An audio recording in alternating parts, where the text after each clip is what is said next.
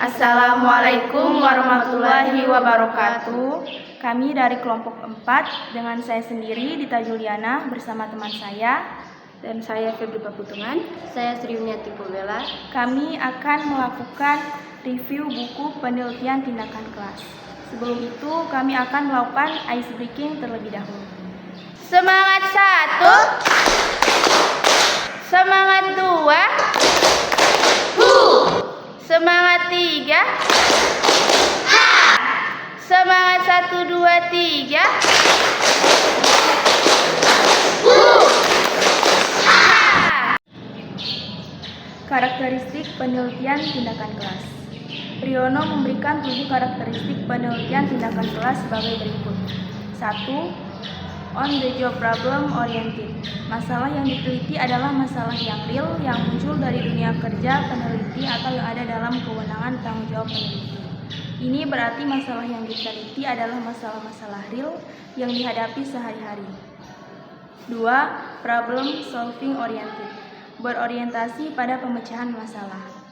3. Penelitian semacam itu hanyalah menghasilkan pemahaman terhadap masalah-masalah pemanfaatan laboratorium dan pengaruh metode sosiodrama. 4. Improvement oriented. Berorientasi pada peningkatan kualitas. Kalau sistem itu sekolah, komponen-komponen sekolah itu pendidik, peserta didik, kepala sekolah, lingkungan kelas atau sekolah harus berkembang lebih baik. 5. Multiple data collection. Berbagai cara koleksi data dipergunakan.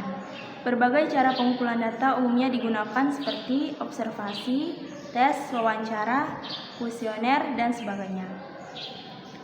6. Siklis. Konsep tindakan pada dasarnya diterapkan melalui urutan-urutan planning, action observing, and reflection.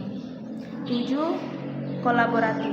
Peneliti bekerja sama dengan orang lain melakukan setiap langkah.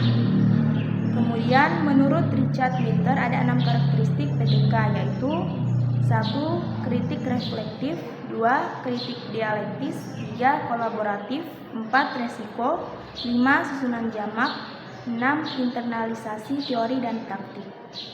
Untuk lebih jelasnya berikut ini dikemukakan secara singkat karakteristik PTK tersebut. Menurut Hopkins, PTK mempunyai karakteristik sebagai berikut. 1. Perbaikan praksis pembelajaran dari dalam. 2. Usaha kolaboratif antara pendidik dan dosen. 3. Sifatnya reflektif. Pendidik berusaha mengatasi masalah di kelas itu dengan sebuah penelitian yang disebut PTK. PTK bukanlah penelitian yang dilakukan oleh pihak luar yang tidak tahu tentang seluk-beluk yang terjadi di dalam kelas. PTK bukan penelitian yang disarankan oleh pihak lain kepada pendidik, melainkan muncul dari dalam diri pendidik yang merasakan adanya masalah. PTK pada hakikatnya bertujuan untuk memperbaiki praksis pembelajaran di kelas secara langsung.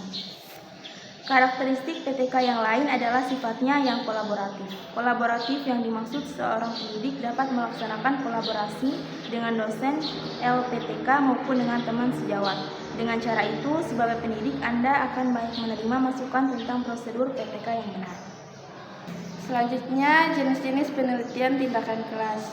Ada 4 jenis penelitian tindakan kelas, seperti dijelaskan oleh Chin, Cook, dan Hardin 1982. Yang pertama, penelitian tindakan diagnostik. Contoh penelitian tindakan diagnostik yang dapat dilakukan adalah penelitian yang dilakukan di suatu sekolah atau organisasi masyarakat tertentu. Di sekolah tersebut banyak terjadi perselisihan antara beberapa kelompok peserta didik yang kadang-kadang diikuti oleh perkelahian. Suatu tim dan lembaga penelitian diundang. Wakil tiap-tiap kelompok peserta didik dan juga ketua-ketua kelasnya diwawancari tentang sikapnya terhadap kelompok yang lain, kepuasannya, kekecewaannya, dan keikutsertaannya dalam kegiatan sekolah. Kedua, penelitian tindakan partisipan. Penelitian dikatakan sebagai PTK partisipan ialah apabila orang yang akan melaksanakan penelitian harus terlibat langsung dalam proses penelitian sejak awal sampai dengan hasil penelitian berupa laporan. Dengan demikian, sejak perencanaan penelitian, peneliti senantiasa terlibat. Selanjutnya, peneliti memantau, mencatat, dan mengumpulkan data. lalu menganalisis data serta berakhir dengan melaporkan hasil penelitiannya. Dan yang ketiga, ada penelitian tindakan empiris. PTK empiris ialah apabila peneliti berupaya melaksanakan sesuatu tindakan atau aksi dan pembukaan apa yang dilakukan dan apa yang terjadi selama saksi berlangsung. Keempat, ada penelitian tindakan eksperimental. PTK eksperimental ialah apabila PTK diselenggarakan dengan berupaya menerapkan berbagai teknik atau strategi secara efektif dan efisien di dalam suatu kegiatan belajar mengajar. Dari semua jenis penelitian tindakan jenis eksperimental memiliki nilai potensial terbesar untuk kemajuan pengetahuan ilmiah karena dalam keadaan yang menguntungkan memberikan uji coba yang mantap tentang hipotesis tertentu. Akan tetapi, ia merupakan bentuk penelitian tindakan yang tersulit untuk dilaksanakan dengan berhasil. Selanjutnya akan dibawakan oleh teman saya. Berikut prinsip-prinsip penelitian tindakan kelas. Hopkins yang menyatakan ada 6 prinsip penting dalam PTK. Prinsip tersebut sebagai berikut. Yang pertama, PTK tidak boleh mengganggu kegiatan pendidik mengajar di kelasnya. Yang kedua, metode pengumpulan data yang digunakan tidak menuntut waktu yang berlebihan sehingga mengganggu proses pembelajaran.